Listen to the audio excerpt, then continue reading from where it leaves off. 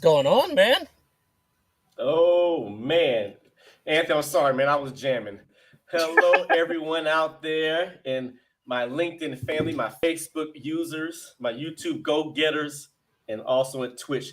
Today, the Rich and Dwelyn show with the absence of Richard Cabrera, brother. I hope you're doing well. I am broadcasting from lovely Las Vegas, and the reason why I'm here in Las Vegas because you know why. I hear you because you know why. Because today is not only Leo season, but today is my birthday. I am the big 4-5, and I'm glad to be alive. So not only is today my birthday, thank you, Emily. Happy born day. Thank you so much. Not only is it my birthday, but all my Leo family on LinkedIn, we all have birth. I have birthday twins too as well. So I gave them a shout out in the post earlier. So, ladies and gentlemen, it's happy to be back. And I'm excited. I'm beyond excited. I'm beyond excited because August is a special month for us at the Kidney Trails Press, but we'll get into that later. Ladies and gentlemen, we have the man here, Mr. Anthony the Ant Reed. Anthony, my man, how you doing, brother? Oh, so far so good. Just out here chilling in the studio at the KT Broadcasting Network studio, doing our thing. Getting everything. Generally, I'm behind the scenes, which I enjoy. Versus, Right, right, I don't mind coming up and I enjoy hosting as well or co-hosting. So right. just doing good, man. Ah, Excited for today's show. Excited for all the things that's coming up with what we've got coming on. We've got a yes. lot of, especially this month, we're going to be announcing some pretty big announcements. You'll Yeah. probably hear one next month, or next week. In fact, you know what? We got a minute or two. I can really quickly go into that. Of We have, course. Of we course. have, we'll be highlighting a new partner. Oh wow. It is actually in partnership with the ASU and Purdue University. Where it's a collaborative research partnership. Wait a minute. So Wait a minute. ASU. ASU. So let me make sure I heard you correctly. mhm. Purdue the Boilermakers, right? And then you got ASU. Now, is this ASU happen to be the Sun Devils out of Tempe, Arizona, in my home city right now, it where I it reside? is, it is. Talk about close to my heart. I love it. I love it. So shout out to the ASU Sun Devils who partners with the Kidney Trails and the Purdue Boilermakers. Oh my Yeah. God, Anthony, bro, I'm ecstatic. The birthday wishes that keep coming. Hello, Paula Lacey. How you doing? I hope you're doing well out in Austin, Texas. Yeehaw.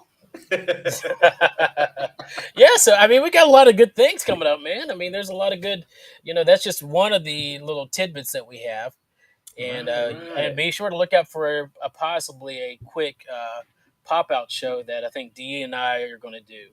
Oh So yeah, yeah. Can I get him a little hint? yeah, go ahead. So our pop-up show is going to be the anniversary of my self-entitled book. I don't know about this, a patient's initial dialysis treatment. With sales, we have been quite successful. This to be in our first graphic novel, and we're definitely going to try to enhance more as we go. So, big anniversary. And speaking of that, Anthony, do you know that I got a wonderful book review from Miss Deborah Taylor? She resides in Phoenix, Arizona, and she her mother is a renal patient, and she made a wonderful, wonderful comment about the book, basically stating, and I keep it short, that she feels as though that every renal patient should have this book prior to starting dialysis to get them an easy guide. So I want to give a shout out to Deborah Taylor and everyone else who purchased the book from us at the Kidney Trails Press. So Yes. Anthony, it's not about you and me. It's No, about it's about our guests. But before we yes, even talk to her about it, we definitely have to give a shout out to our sponsors. of So let's course. give a quick shout out to our show sponsors, and we'll be right back.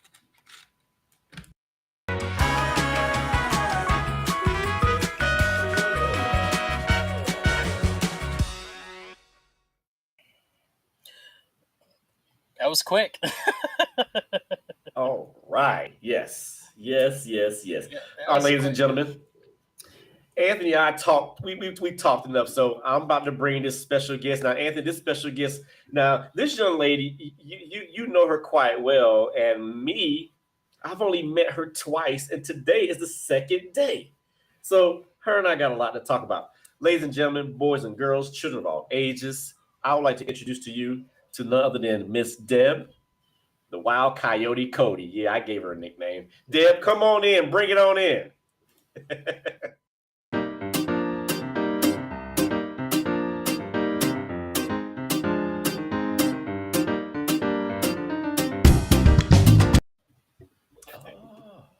You all are amazing. I saw that.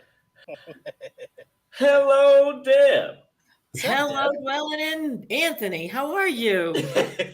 We're doing fine. Deb, did you like that name, Wild Coyote Cody? Do you like that name? Yeah, you know, my husband's military. He was in the Navy and he got Wild Coyote. He was Commander Cody. So he's thrilled that the Washington Commanders were now named after him. That's all I can say.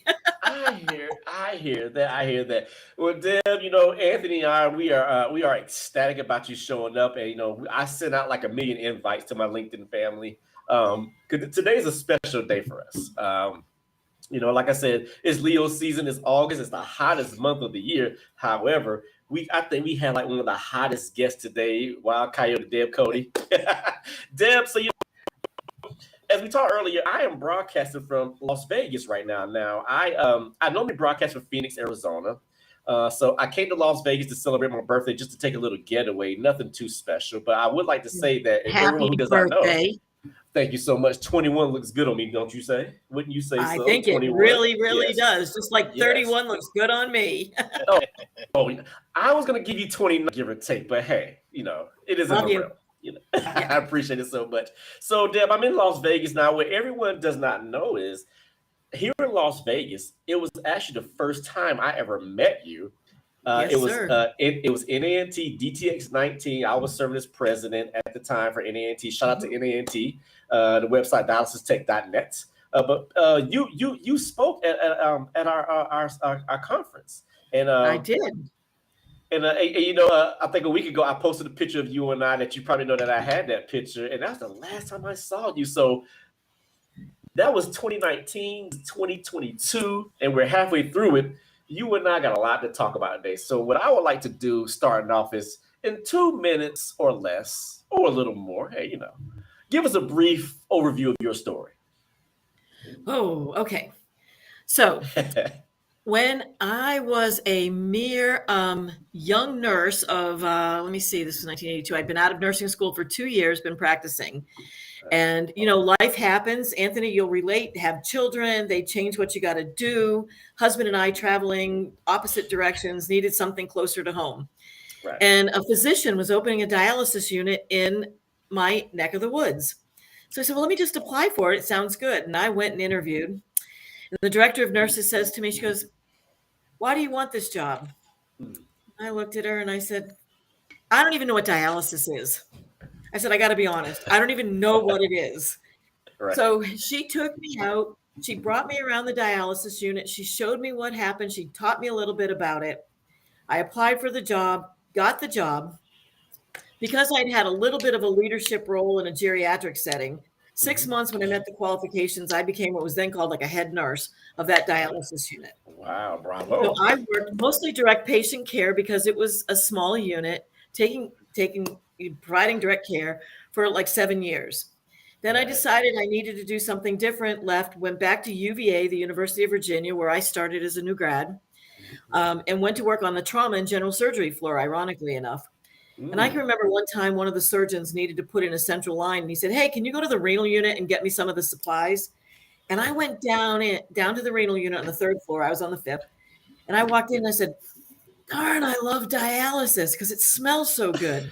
Little known secret. I love the smell of bleach. It's one of my favorite scents, that chlorine, that smell. It's so, and I think it has to do with my childhood and fond memories of swimming in the YWCA and things like that. But they looked at me and they laughed and they said, you'll be back, because they all knew me from our association when I worked in the private sector. Right. So 2 years later, they were looking for a dialysis unit, a dialysis leader, came back, interviewed me, and I got the position and started in 1991 with about 100 patients in a leased building, and worked for UVA until April of 2021. And from 100 patients, we developed in one unit, we rebuilt that one unit and opened the kidney center, and then opened and developed a 12 dialysis units. We had 4 or 5 home training units and 4 or 5 acute units in various communities where our patients lived and resided, so we could serve them as inpatients as well. Wow. And so then there's also a personal history that I didn't know was that my maternal grandfather was a diabetic and died of renal failure in 1957 before there was any dialysis available. Sorry to hear that. And then in 2001, my mother, with her hypertension, ended up on dialysis. Oh, I And didn't so know that. not only do I have a professional capacity of 30 or 8 years now in nephrology nursing, but also have a personal investment in it because it's touched my family very closely. So, Oh, that's a great story. So that really jumps into my next question is that, what was your motivation to get into the dialysis field? So I think we covered that already. So that's pretty good. As of right now, Deb, we got people chiming in. We have Emily Michelic. She's in Austin, Texas.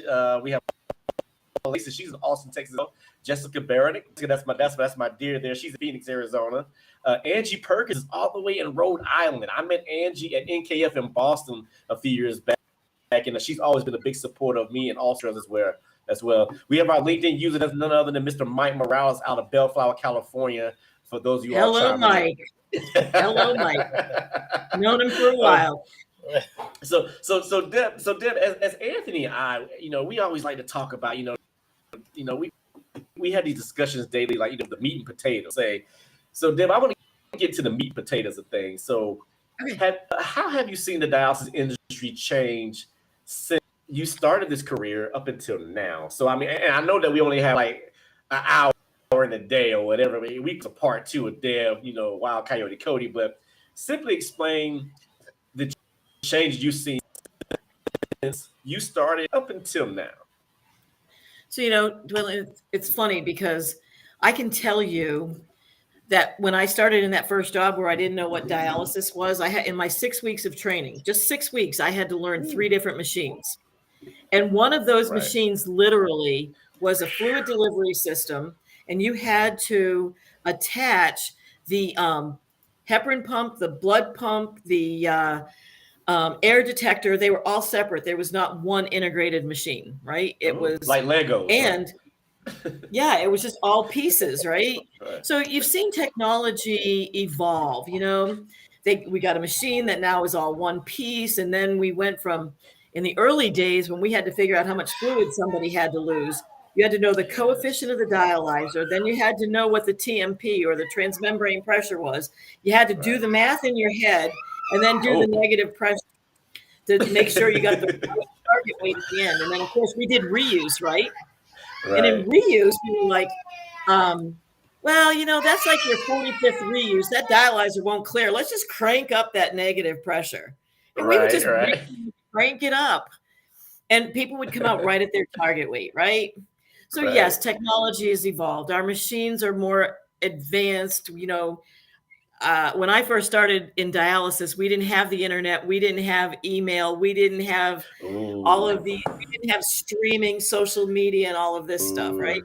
So technology continues to evolve, right? Yeah, see? Yes, guess exactly. What? We're still doing the same thing for patients. Nothing has changed. So now you're riding in a Cadillac instead of that Ford station wagon with no seatbelts in it. So it's a little safer, it's a little gentler, it starts a little nice. You got bells, you got whistles, but guess what? It still just drives like a car, right? Yeah, that's true. That's true. We've got to do things different. So I started attending a meeting out of the University of Washington called the Ideas Seminar, and it's sponsored by the Centers for Dialysis Innovation. And they sponsor research and just seeing what people are doing out there. There's one now that's coming out that I saw several years ago where it's got a sensor on the tubing for if you're on peritoneal dialysis that can tell if you've got minute amount of red blood cells to know if you're getting peritonitis. So you can tell early and treat it early before you get sick. Are you serious? And over the years I've been going to that. Guess what? They finally got enough attention, money, and have done the research. They're applying for like what they call TIPNIs. That's where you get paid some extra money for some innovative equipment and supplies or something. So I hope that comes through because we've got to do something different for patients. We can't keep doing the same thing.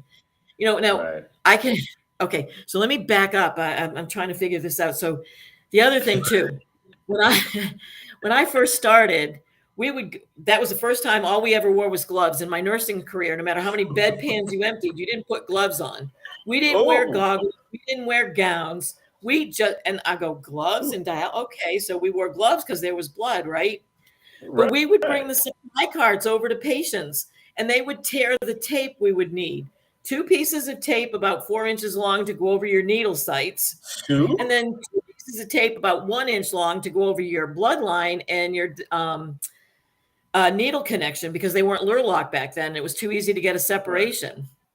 Right. Oh, We'd wow. bring them over, let the patients tear that tape for us. They wanted to do something, right? We'd sit there, Right. chat with them, and we'd all think of those infection control measures now, the things that we've learned.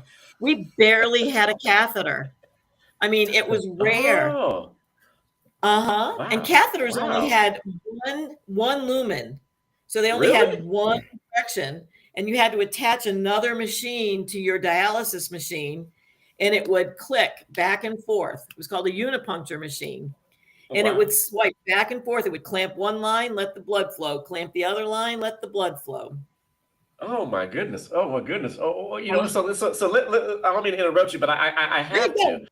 I Yeah. mean, so you broke this down, and you know, this is what I envision: Lego parts, little infection bugs running around, and because you mentioned that y'all didn't use gloves at the time, and We were did just starting. Mm-hmm. just started with gloves, and man, the glove industry now is making a killing. I just want to say that I wish I invested in gloves. Yeah. so so we didn't have Google, we didn't have live stream like the kills. That's us. We didn't have internet, we didn't have networking like we do it now. We didn't have texting, cell phones, correct? If I'm not mistaken. Correct.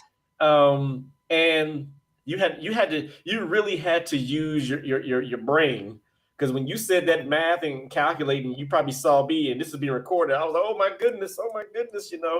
And but from my understanding is that probably taught you to be a little bit more thorough and show more accountability, and more in depth of what you're doing. So what I want to ask you is, um, you said it was one lumen. Oh my goodness. So you said y'all barely had catheters back then. What's the reason why? Is individuals didn't need them, or what was the issue that you I, know of? I think if I went back and looked at it, I'll bet you the average age of the patients was a lot younger than what it is now. People are living Got you. longer. People that are older are Right. starting dialysis. Yes. Their blood vessels. And back in those days, there wasn't as much. Think about diabetes, one of the leading causes of renal failure, right?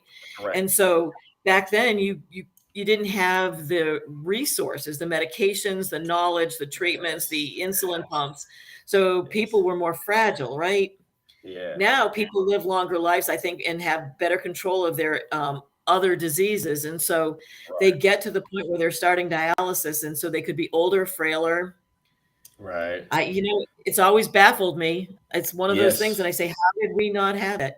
I mean, it was Yes. kind of strange, right? I mean, I don't have a good solid answer. The only thing I can do is guess that it's probably age. That's I got you. Oh, wow, wow, that is amazing.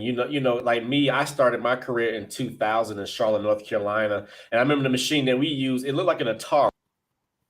It was, and I have seen different machines change as well. And I'm going 22 years strong. I would like to say here in the comments, Mr. Mike Morales said, he said, incredible.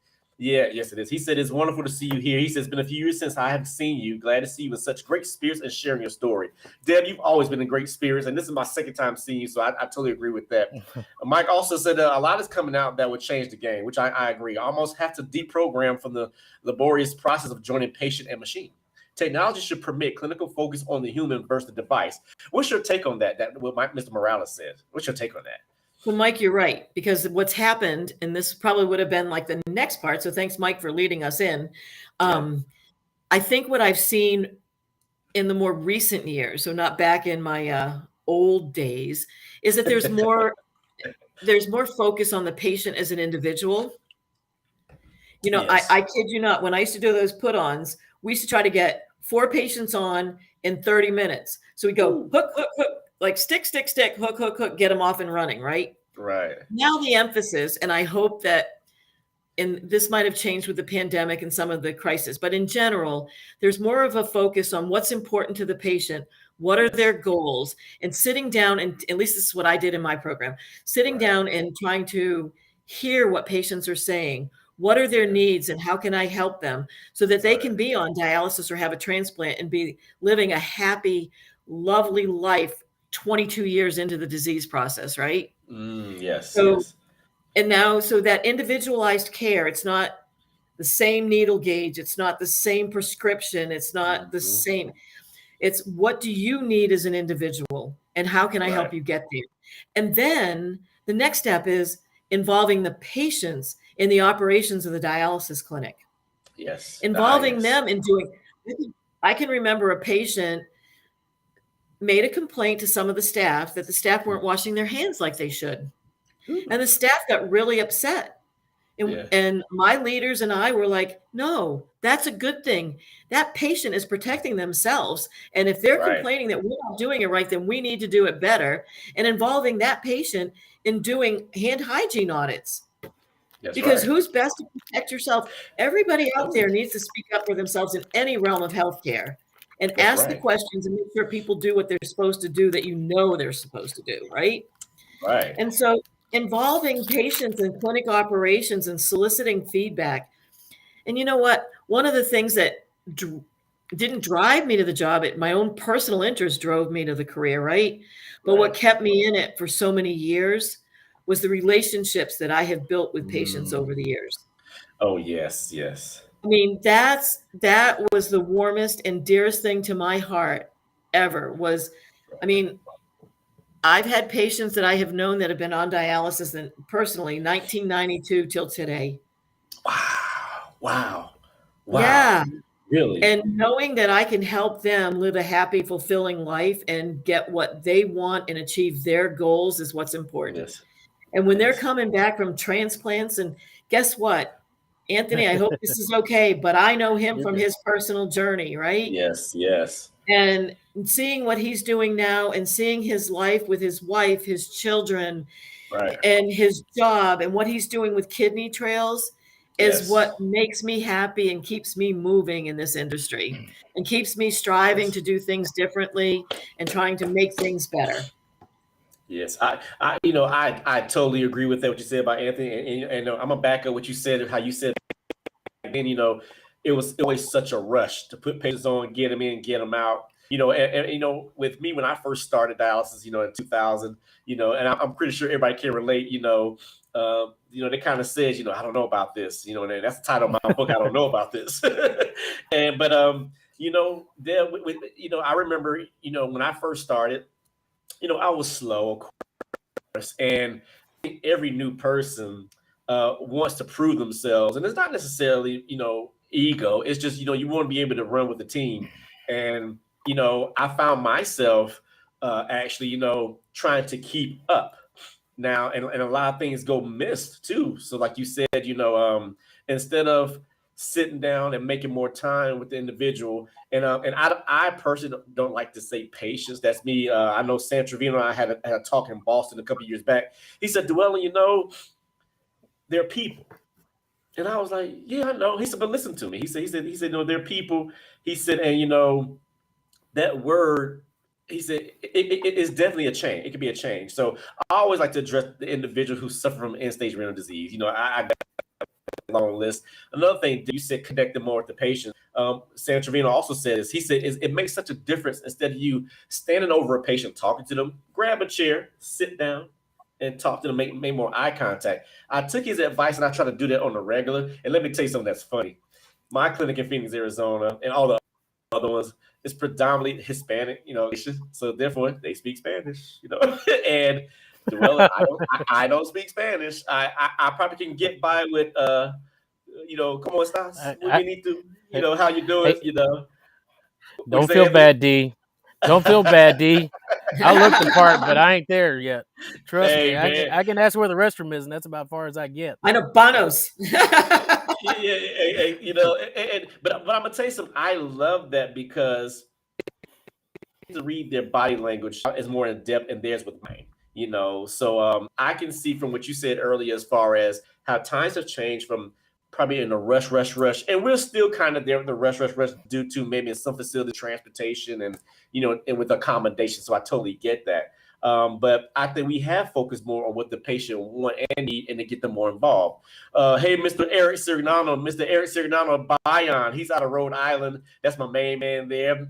He's originally from Boston. Let me make sure I said it correctly. We got Mr. Wills Yeah. Porter. He's in Orlando, Florida as well. Hey, Wills Porter was actually my first person that purchased the book. Deb, Jessica has this question. Well, this comment. She said, individualized care is a wonderful thing, and nice to hear how this has evolved towards that focus. A game changer for patients to have quality of life and feel heard. It brings hope. That right there is like the comment of the day. Jessica, you're definitely right. Deb, what's your take on that? She's absolutely right. Yes. It's the heart. Nursing is about a heart, right? It's about giving to others from yourself to help them get past whatever crisis. And this isn't just a crisis when you're on dialysis. This is a lifelong thing. And I agree with you about it. You are not a patient. You are a person who has kidney failure, or you're a person who's had a transplant, and recognizing that individuals. And, if I can help, because guess what? This kind of jumps me into some of the other thoughts when you said, what's changing in the industry? Not going to get political. But you know what? The executive order in 2019, I can tell you this. I have a bucket list. I want to meet a president. I don't care if it's a seating president. I don't care what party they're affiliated with. I wanted to meet a president. And the closest I've gotten was when President Trump signed the executive order in 2019, Advancing American Kidney Disease Initiative. And that has been, to me, that has been a turning point. It was a turning point in my career, because I have gone from focusing on caring for people who have reached end-stage kidney disease and need dialysis to trying to make a difference and blunt that curve and working upstream so that we can identify people that have kidney disease, treat it early, identify the risk factors, activate patients, help them to understand what they can do to slow the progression and delay the onset. We're never going to stop it. It's always going to happen. At least in my life, we won't stop it. But having the opportunity to work on a project that is going to help patients have education and things, so that even if you're going to end up on dialysis instead of 22 years ago, Dwelyn, maybe it's 10 years ago, right? If we can delay that, then I think it's better for everybody involved. And then you're going to be healthier. It's weight, it's smoking, it's Motrins and ibuprofens and things like that. The things that we do that cause further damage, your high blood pressure, your diabetes, making sure it's all taken care of, and helping people to understand they can control that. You can do something to help slow the disease process down. Yes. And because of that, there's a lot of initiatives going on. I don't know if you've heard about Kidney X, and that's the American Society of Nephrology, the Health and Human Services Office, working together to get funding to sponsor research. And not just research to how do we do dialysis better, but how can we change the outcomes in the endpoint, right? How can we keep people off dialysis? How can we prevent them from having to have a transplant? That's the kind of thing that I think we need to work on moving forward in the future. I hear that. And try to make a difference and an impact. That's right. And then, hey, how about lifetime immunosuppressive coverage, drug coverage for transplant patients? There you go. Speaking of that, that should be like Good Friday every day for everyone with that, discounted price. And like I say, not to get political, but in 2019 when Mr. Trump did that, I was DTX 19 president. He called me about that. You know that, right? Yeah. See, did you see him? I'm just joking. I got to be in a room with him. I didn't get to meet him, so I've still got my bucket list. So if anybody has any connection to any president, past or current, I don't care. Right. Yeah, that was a little joke. Yeah, but that is great that that's great that we had a president to sign an initial order for that. So therefore it raises awareness, and that's what we all trying to do. No matter what party you're affiliated with, whoever you work for, doesn't matter. The main focus is is kidney care. Mr. Wills Porter said education is key. That is correct. Mike Morales says, he said, yeah, he totally agrees with you, Deb. The thing we all know, but have never been in a position to act on. AAKHI was a great day. That's what Mike Morales said. So, Deb, I want to jump into this. So, oh man, there's not no time in the day. We need to do probably like a part two of Wild Coyote Cody. Oh, gosh. So is there a? Oh, let me back it up for a second before I ask the next question. Now, when Anthony did this pop up, I saw that you were a cheerleader. That's a fun fact about you. I saw that, and let me say before you speak, since you got on here, your gears have been turning. You've been rah hoo hooing. Is that true? Did Anthony tell us a tale? Were you a cheerleader? No, I was a cheerleader, and even better than that, I had 2 boys, right? Right. And I was a cheerleading coach for the varsity football and basketball teams while they were playing. Whoa. I would have the cheerleaders over to my house to practice. See, that's what a mother does for their children, right? Right. So, Oh, wow. Wow. Oh, that is great. I spent 3 or 4 years coaching cheerleading as well as cheering myself. So yeah, it was fun. I get that.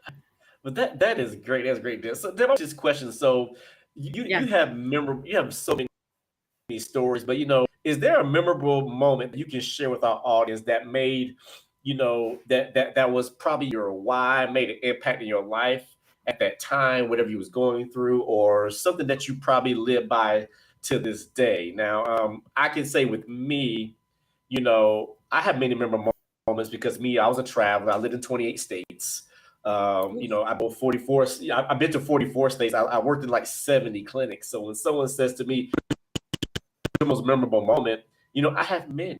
And I will say this is not about me, but I had a gentleman in Alaska. He basically told me, "You're the reason why I come here." And that right there, my career took a turn from it being just repetitive repetition, because that's what dialysis is, at least on our end, as care providers. But for an individual to say that they come just because of you or someone else, that raised an eyebrow with me, and it made me want to get more and more involved. So that's like I said, I just be brief. So that's the story that I share with individuals, and I go more in depth later. But what was a memorable moment for you that just that stands out above the rest? There's not one moment in time, Right. But when I look back on my career, remember I told you about it's the relationships that I developed with the people that I helped and that I provided care for. Right. That's what kept me going and kept me moving. And I'm going to say his name because his name was Joey Davis. Rest his soul. He was a young man when he started dialysis, and he became he worked to give back to his community. He coached Little League football. He lived a life to its fullest, no matter how many challenges his health put in front of him. And him and I developed, Debbie Cote, he kept saying, Debbie Cote. We developed a relationship. He loved, so go Wahoos. We're University of Virginia. Sorry for all of you ASU people and wherever else you all are, but we were diehard fans. He was a UVA fan, and this was the time my family and I were going to football games. I had season tickets. I talked to him about the games, winning, losing, coaching, all of that kind of stuff. And he finally said to me one day, he goes, Debbie Cote, where do you tailgate? I'm like, oh, well, professional, personal life here. Let's think about this. So I told him where we tailgated. Next thing you know, by this time he was in a motorized wheelchair because he'd been on dialysis 20 plus years, just health issues, just hard to get around. Right. And all of a sudden my family and I are sitting there and he comes in, he goes, Debbie Cote, I'm here to tailgate. And he came up and he filled up my plate and he said, let's eat. And my family met him. My family adored him. My children loved him. He became part of our family because I was part of his family. And I grew up with him. We went to, I strongly believe in advocacy. And so when I would participate in a day on the Hill, when we're going up to talk to our congressmen and our senators, he joined me in one of those. We went together. When UVA finally got to play in a bowl game, and it was Annapolis, Maryland, it was in the teens. And he said the weather was in the teens? it was like 14 degrees in a concrete stadium. It was Oh God, beautiful. I felt the wind chill, and I'm here in Las Vegas. That is cold. That was really good. That Anyway, I'm walking down the hall and I hear Debbie Cote. And who's behind me but Joey Davis, right? I hear that. That man. And when he died and I went to his funeral, I cried harder than I've cried over any funeral I've ever been to, because that man meant a lot to me. And watching him, I watched him in his last days, and I'm going to get emotional. And I went and had a talk with him, and he was intubated. I might be getting too personal, but I was talking to his wife, and she said he's tired. And I said, I know you're tired. It's okay. You fought the fight. It's all right. Oh man, yes, that's and right. He let it go, and I cried. But that man exemplifies where my heart is with taking care of patients, because he meant that much to me and to my family. They cried and got emotional when they heard he died. Right. Oh my goodness! You're my dialysis family, guys. You're my family. Right. Really, right. it's true. It's true. Yeah. I mean, how many times have I Anthony? said that? Oh yeah, definitely. Yes. I mean, I went being in dialysis. They were family. They knew me probably better than my own family. But and now it is family. It really is. Right. Since then.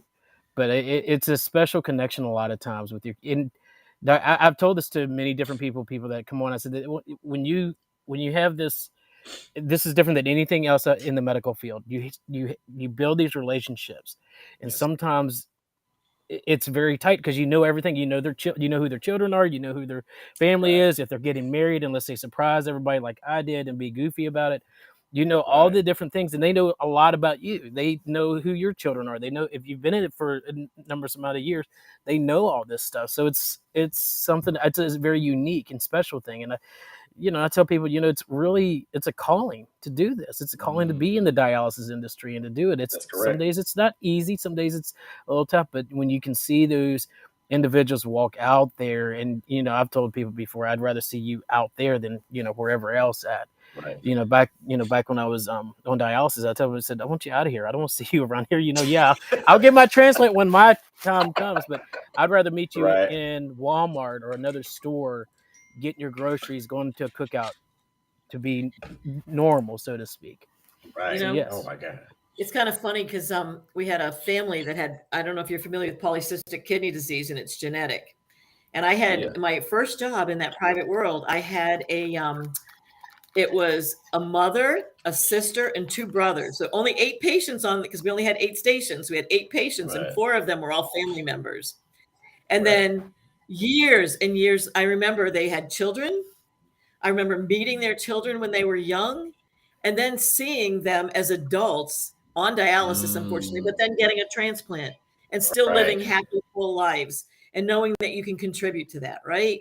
And knowing that you can have this disease, you can have the treatment for it. And look what you guys have done.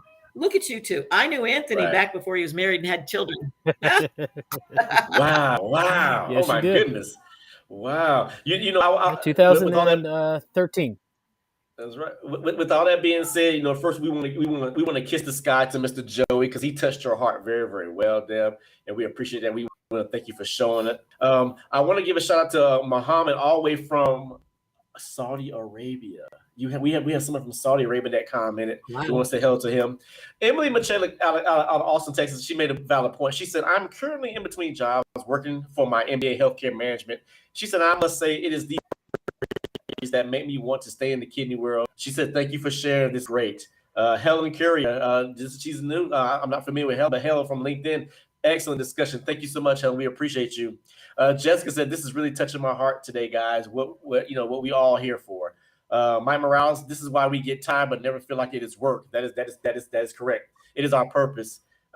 Thank you so much for sharing that story. With all that being said, we at the Kidney Trails with Anthony Reed, he branded us with, I remember him going over, a year and a half ago. We was talking about, we wanted something that was catchy, and we say making your story valuable one word at a time. And I'm going to taste Deb Cote, Wild Coyote. You definitely, your words are definitely valuable, and you also went into the unknown territories, and that's where the Kidney Trails is headed. When you mentioned this gentleman, how he touched your lives, and your family, and your friends, etc. And you said that you cried your heart out, and it's a rule that I live by. There was a saying about someone that everybody you meet has a last day with you. You just don't know when it is. Right. Today could be our last day. Who knows? God forbid that it doesn't, knock on wood. I hope it's not. But we appreciate you. We appreciate that you've done, and we're gonna keep moving, Deb. So now, Deb, so other than meeting me at DTX 19 in Las Vegas, what was one of your biggest accomplishments you That was had? the highlight of my career. I had to get that in there. What was one of your biggest accomplishments that you have had? And I'm for certain that you had many. We all have, but when if I was to say, Deb Cote, right now, what's the first thing that pops into your head that was one of your biggest accomplishments that will lead towards your legacy, that will be carried on?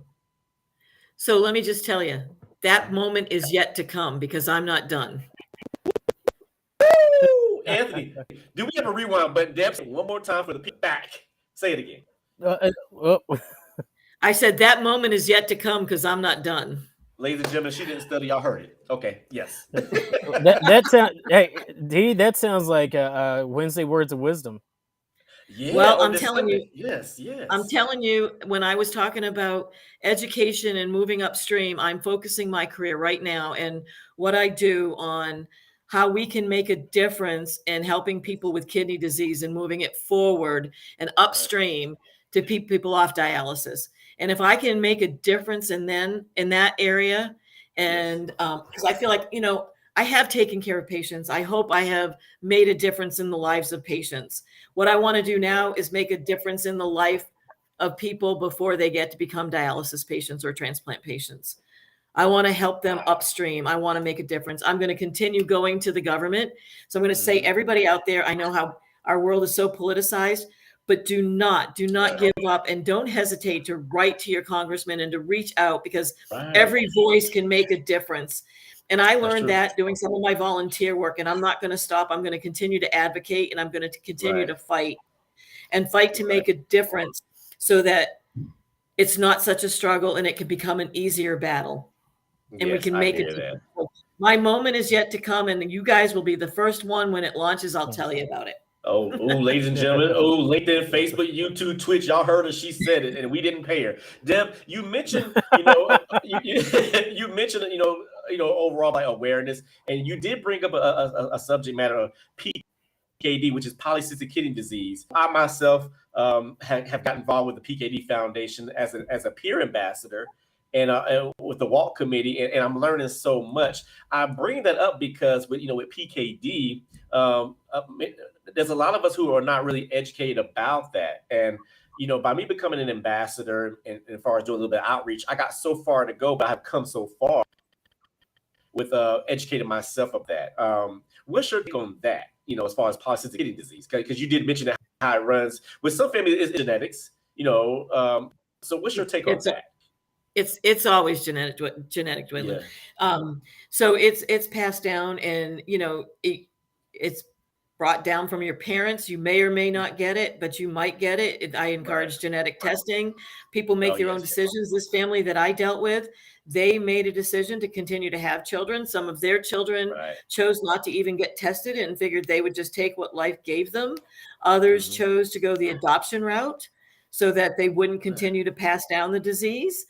So I've heard that. Yes. And there's a lot of research going on. I know that Dr. Mitch Rosner at the University of Virginia is very active in the polycystic kidney disease research area. And so people trying to make a difference, it's just another one of those diseases that attacks the kidneys that you can't control and you can't change once you have it.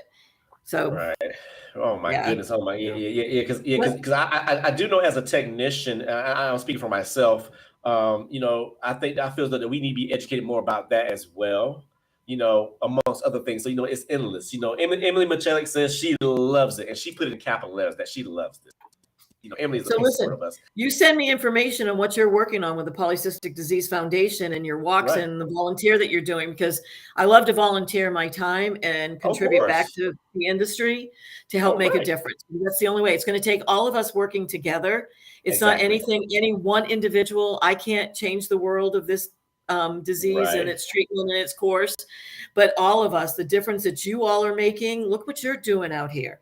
Let me flip the questions on you. Where's Kidney Trails going, and what are you going to do? And come on, what are you going to do now? What are you going to do to make a difference? What's on the agenda out there? Oh, Anthony, sorry, I didn't put that in the agenda, but go for it. That's okay. Because works off the cusp. I'm always. So, when Anthony Reed reached out to me, 2 years ago, he mentioned about the Kidney Trails. Like I said, it turned as a blog site, and everybody who knows me, they know I like to talk and like to share information, etc. So we turned into a blog site and went to a publishing company, and then we started doing podcasts, and we have other things, that we don't want to take the wrappers off. But to back it up, when Anthony said to me, Dwelyn, I want you to write for me, and I said I'm not a writer, and here I am. I published a graphic novel. So with us at the Kidney Trails, we're doing so much. It's nonstop.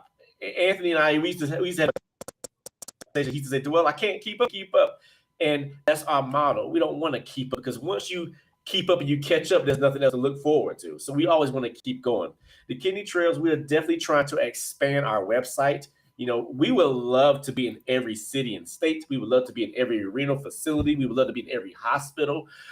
It's funny that she said that, because she flipped the script on me and said, hey, where's the Kidney Trails headed, down the road? And Debbie Cote, let me tell you something. And I'm quite sure that no one probably can top this answer, because Anthony and I had this talk. I want Kidney Trails to be to the point where when you Google will be interested in us. There you go. Google want to search us. And, and that's always my argument when, or my validation when I tell someone, when you prove yourself, when you're on Google, you're excelling. So, as Anthony mentioned, we have the partnerships that we're constantly making. We're coming together. We're doing more outreach as far as getting involved with other organizations, and just spreading the word. And above all rest, we got, Wild Coyote Debbie Cote on this wonderful Sunday on August 7th. Mm-hmm. So, what we're somebody's doing is beautiful birthday. Yeah, exactly. I love being 21, or that's right. I was working in the DC area, Prince Frederick, Maryland, and I had a nurse buy me this coffee mug, and it says, "You're not 40. You're just you're two 20-year-olds put together, and you're fabulous." So I love that. So Deb, speaking of that, and I hope I answered your question. Anthony, I think you popped up. Deb pretty much asked, where's the Kidney Trails going as far as I say a timeline the next 5 years. Anthony, if you want to chime in on that, because it's not about me, it's about all of us at the Kidney Trails, other than me and Anthony and everyone else. I did tell Deb, that how we kind of started briefly as a site, and then you threw it, hey man, we're a publishing company. I said, okay, great. And then, we got to the podcast. You said, well, we're doing podcasts. I said, okay, great. So Anthony and I both are August birthday individuals. We both are Leos. So, we both are like, hey, all right, let's do it. So Anthony, that's what I share with Deb. Is there anything that you like to share with her that what we are trying to do with the Kidney Trails and where we are excelling at? Well, I think with us, it is interesting because over the past probably a year and a half since we've been getting a lot more serious with it, yes, we have went into places that I never knew existed. We've been in the LinkedIn community, the unknown territories, really. And that's the one thing, conquering the unknown territories was really a thing. It used to be that we weren't conquering, we were exploring it, but we're here to conquer. We're not just going to explore it, we're going to conquer it. And that could be, I look at the individual, I always remember back, it was Station 3. And when I was in the old unit, in the old clinic, yeah. Okay. And I remember sitting there, and I was like, what is out there. And I didn't want just the normal medical stuff that was out there, which is great, different from the different organizations. What I was looking for was the success stories. What I was looking for was the life lessons that went along with that. Because really the difference between you and I, Deb, is other than kidney disease, we've just faced different things in our life. The need's still the same. There's nothing different about our needs. And I was looking for something from the renal industry. I couldn't find anything. And that's when I remember sitting in the chair and tears just rolling down my eyes, because then I realized that was my calling, was to bring the stories to light. It was bring those life lessons to light. To share, it was more than just turn into the motivational speakers and self-help and self-development world. It was what else did I learn? So I went and started really looking into my life. So it started out as a personal blog, as Dwelyn said. And the next thing you know, we do partnerships. We go into some pathology partnerships. We go into some of the medical partnerships. We're also into the self-help and self-development world, sharing lessons. And think about this. I just spoke at an event in Scotland via Zoom. And the people that were there were CEOs, they were entrepreneurs, small business owners that really had nothing to do with kidney disease. But I was able to take my life lessons that I learned from kidney disease, flip it around to help them in their business. So now not only did that help in their business, but they're now more aware about, hey, maybe I do need to go get checked out for kidney disease. I don't want to be in that same position. And even Dwelyn and I've been, how many times have we been at different shows that it had nothing to do with it, but yet we would find out later on that person had a mother, a father, brother, sister with dialysis. They didn't understand it. And they're like, but now that we've talked to y'all two, we understand now more of what they're going through now that we bought his book. And so we're really going into that direction, is where we're going into these unknown territories. We're conquering them. We're really pushing the message out there. While it is, we want people to be aware and get checked out for kidney disease, we want them to take the life lessons away, to really learn exactly, because there's so many different things that I learned on dialysis. It was really life's classroom, and that I'm ever grateful for. So that's just a part of it, part of what we're doing. Those are just cookie crumbs. Those are cookie crumbs. Hansel and Gretel, they're like, man, you keep passing them out, the cookie crumbs, Well, I mean, if you think about it, that Zoom call and that speech that you gave to the people in Scotland, probably 1 out of every 10 of them had some type of chronic kidney disease. And if you got that message across and they get tested and then make changes, you've made an impact. And it's one day at a time, one person at a time. And there was a story, and it was one of my colleagues, and she gave us, for part of serving on her board, a starfish. And that story about the starfish, they're all washed ashore on the sand, and somebody's going through and picking one up and throwing it back in the ocean one at a time. And they said, you're never going to save them all, but you help make a difference to that one starfish. And so every person you can impact has a response, and it makes a difference in the lives of somebody. So even just giving that talk, you made a difference in somebody's life, if not several. And you know what? You guys need to be careful, because you are aligning yourself perfectly with what I'm working on. That's going to be my walk into retirement, because I'm going to start and I'll be looking to you guys, and you will hear more from me as I get moving forward in this process. And I'll be bringing you in, because we'll be partners even further into this journey. Definitely. I love that. I'll say this saying: even a broke clock is right twice. So yeah, we'll be right time, and we'll be waiting for you. It's true. A broke clock is right. You just gotta keep focusing on it. You have to take the time to look at it. So, Deb, I want to ask you one last question, and but this conversation is endless. We have many more questions, but what is your favorite book or story? Now, my favorite book is African American Quotations. I'm a guy that likes logic and and motivational speaking and things to get you through the day. Stories, I have a lot of stories too. I give you a prime example. One of my most best story was whenever we printed this book, I literally had a individual from end-stage renal disease. She lived to me. Dwelyn, my husband now knows what I'm going through. So I was able to, with the help of Mr. Reed and the Kidney Trust team, to put this information out there. And it's not about the money. It's just basically it's about awareness. So that's my story of my book. So with you, do you have a favorite book and or story that stands out above the rest? And you told many, if you wanted to share with the world, and as we close up in a little bit, that wild coyote, Cody, she's not her favorite story and her favorite this. So tell me. Well, you know what? I have to be honest. I don't have one favorite. I'm an avid reader. I read rom-coms. I read murder mysteries, serial killers. I read espionage. My niece, who lives in New Hampshire, she said she had a goal to read 12 books in a year last year, and she didn't quite make it. So I said, I wonder how many I've read. Well, I'm already on my 30th book for this year. Wow.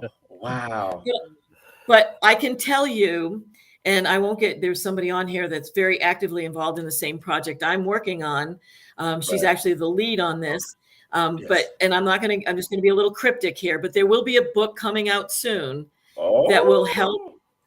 That will help that I've been part of in writing and getting out to production and contributed to, that will help people in the dialysis industry understand how dialysis units operate and what you need to know to successfully lead a dialysis operation. And I can honestly tell you that the first chapter starts with patient experience, and that was our focus. Wow. And so that hopefully that will have an impact to the future of how dialysis is delivered in the industry. So you know what? We will be waiting. Anthony, what's your take on that, brother? I am speechless, and you know me, I talk a lot, so I'm never speechless. I'm always up to read more and learn more. That's the thing is going to the books, new books, new things, and going around this way. I think it's phenomenal. Oh, man. Well, you know what? You guys could potentially then begin to own and operate dialysis units if you wanted to. But let's start by moving it upstream and not needing quite as many dialysis units in this country. And let's get transplants more open to patients. Let's see what we can do to help everybody out in the future. We love it. I want to go back to Emily. She said she loves it. Eric Signano out of New Hampshire. He said that was an awesome answer earlier for whenever you said that, your greatest moment has yet to come. Mike also said that it's interesting that PKD are the highest utilizers for home dialysis, which is true. Jessica said, it's exciting. Looking forward to this book. Oh, Mike said he needs this book. Eric said there is not enough stress on, that says stress. So Deb, I mean, good grief, that hour went by kind of quick, but that's how it is whenever you're in good company. So we're gonna right back at you. Hey, I'm sorry, we have Lionel BM Jr., if I pronounce that correctly, from LinkedIn. Amen to that. Patience first. That is correct. You have to have patience for your patients. So before when we do closer up, Anthony, Deb, is there any final remarks you would like to leave for everybody? Make a memorable moment, because as day in and day out, we all work on our legacy. That pretty much summed up this whole session. Me, I can say, man, this is a wonderful birthday gift, and I love it. So do any of you all have any closing remarks? Just thank you for giving up time on your birthday to contribute back. And thank you for what Kidney Trails is doing. And thank you for inviting me to participate in it. I'm honored and humbled. I hear that. It was an honor to have you. I appreciate it, Deb. It's been fun. Very much. And keep on keeping on is all I can say. And keep up that smile and that happiness and that enthusiasm and the desire to make a difference, because God bless you. Yes, you're right. Exactly. Deb, pleasure is all ours. From not only just me and Anthony and myself, but the whole Kidney Trails team, because we have many others that are part of our team. So, I would like to close it out, but, I want to thank you. I want to thank our my LinkedIn family, our Facebook family, YouTube users, and those who are on Twitch. I would like to say this in closing, because I love quotes. Great things never came from comfort zones. I think all of us have expressed that. And also, arrogance diminishes wisdom. And, we hope that we put that out in the universe. We all one big happy family in the dialysis and renal network. And, we want to say God bless. Ladies and gentlemen, that is our time. You could have been anywhere in the world today, but you decided to be here with us at the Kidney Trails. We want to say thank you so much. And always thank you. We love you. Y'all have a good day. Have a good day, guys. All right. Thank you. Bye.